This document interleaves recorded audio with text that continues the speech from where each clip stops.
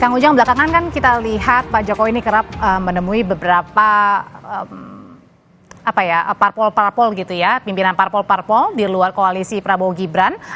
Nampaknya ini untuk untuk mendekati soal wacana hak angket ini. Nah, kalau gitu pertanyaannya, sesolid apa sih hak angket ini bisa digulirkan begitu kepada koalisi-koalisi yang mendukung hak angket?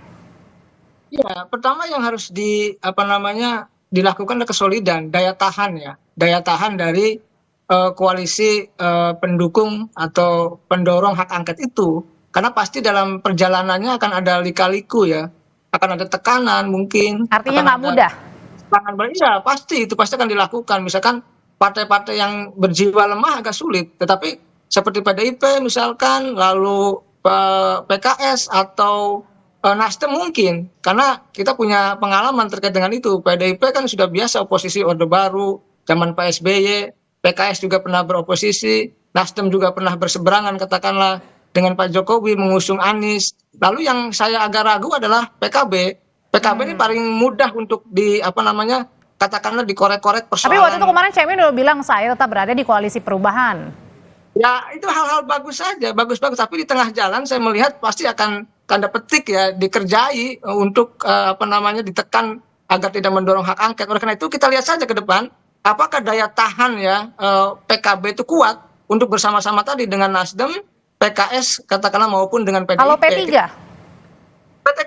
P3 yang paling lemah ya. Kita tahu di pemerintahan Pak Jokowi periode pertama saja dipecah jadi dua, sehingga mohon maaf ya ketua umumnya banyak yang tersangkut kasus hukum, dan itu juga pengalaman bagi P3. Nah dalam konteks itu ya saya melihat P3 tidak banyak komentar hari ini, tidak banyak mengatakan soal angket karena tahu persis posisinya yang agak lemah begitu dari tekanan-tekanan politik.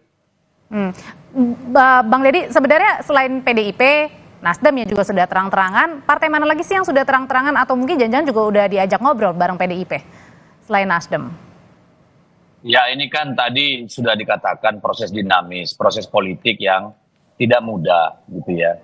Dan sekali kita bersepakat misalnya, itu kan akan menjadi sangat riskan bagi partai-partai yang mengatakan bersepakat lalu lari dari komitmen. Jadi tentu kan perlu dipikirkan matang-matang oleh semua partai kalau benar-benar ini mau dijalankan. Tetapi saya ingin katakan sekali lagi, ini kepentingan semua kok.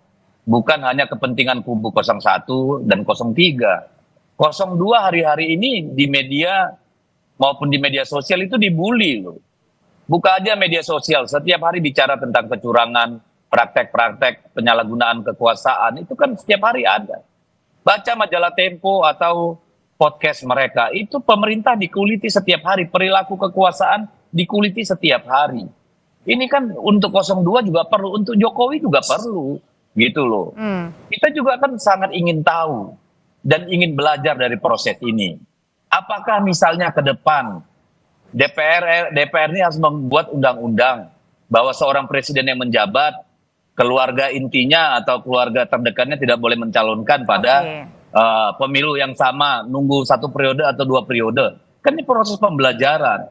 Karena kemarin kan kita susah membedakan Pak Jokowi itu sebagai presiden atau sebagai bapaknya Gibran.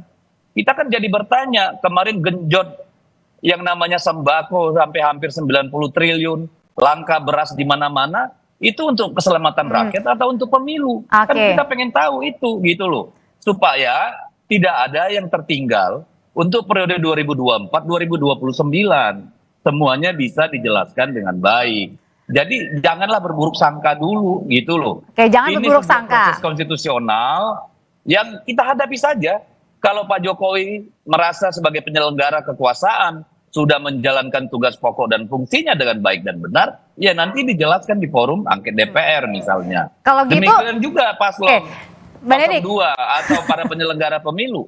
Nah, kalau misalnya dari PDIP ini kuat sekali tadi omongannya begitu, Bang Saroni. Jadi sekuat apa nanti Nasdem ini solid untuk tetap menggulirkan hak angket?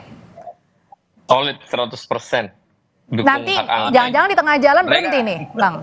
Ya, seorang Surya Paloh tidak pernah lari dari komitmen. Kalau sudah ngucap, tidak ada kata mundur. Itu yang dilakukan kepada Anies Baswedan dari awal sampai terjadi. Meskipun coba digoda misalnya? apapun ceritanya sama, proses Anies mencalonkan juga digoda. Tapi seorang Pak Surya selalu konsisten dan komitmen apa yang sudah diucapkan, dia tidak akan pernah lari dari ucapannya. Tapi Bukan cuma digoda, saya kira dizolimi juga itu sekalian. Oke, pertanyaan berikutnya kalau gitu Kang Ujang, kalau misalnya terakhir-terakhir misalnya hanya PDIP dan Nasdem nih, bisa tetap gulirin hak angket DPR? Ya agak sulit, ya, agak berat ya, karena kekuatannya tadi berarti kan ada ketidaksolidan. Ada PKB, katakanlah PKS dan P3 yang tidak solid. Tetapi ya itu perjuangan politik ya, perjuangan konstitusional ya penuh risiko dan penuh lika-liku, dan pasti ya Bang Deddy, Bang Roni sudah paham betul terkait dengan dinamika itu, karena beliau kan anggota parlemen yang sudah mendalami persoalan-persoalan hal seperti itu. Jadi saya melihat kalau PKB-nya lari gitu ya, P3-nya tidak dukung, PKS-nya juga misalkan ada di tengah, ini menjadi persoalan. Yang paling penting soliditas tadi, perjuangan soliditas dan daya tahan yang kuat untuk bisa menggolkan hak angket tersebut. Kalau gitu, kalau tadi Pak Surya sudah declare akan mendukung, kemudian tapi mengalir aja untuk hak angket. Kalau gitu, kapan pernyataan dari Ketua Umum PD Perjuangan sendiri, Bang Deddy? Ya kita tunggu, masih berproses. Tadi Pak Ganjar dan Pak Mahfud ada di rumah aspirasi di Diponegoro, ya. Banyak tokoh-tokoh kita juga di situ. Lalu Pak Sekjen juga sedang rapat dengan para DPP gitu ya. Kita akan lihat ya, karena kan tadi seperti disampaikan sendiri, tidak mungkin hanya PDI Perjuangan dan Nasdem gitu ya. Ini kan butuh komitmen bersama. Dan saya kira kalau kubu 01, 03 solid, itu akan menjadi modal utama untuk rebound di tahun 2029. Oke. Tapi kalau mereka menjadi katakanlah kutu lompat atau katakanlah bimbang dan ragu, saya percaya rakyat juga akan memberikan hukuman nanti pada tahun 2029. Oke, kalau gitu singkat ke Bang Saroni. Kalau gitu, kalau Nasdem ini sudah solid, PKS, PKB? PKB sudah nyungkapin ya. Kalau PKS kan secara tidak langsung, tadi ada juga di dalam pertemuan Pak. Jadi dukung atau enggak di PKB, Suronya. PKS, Bang?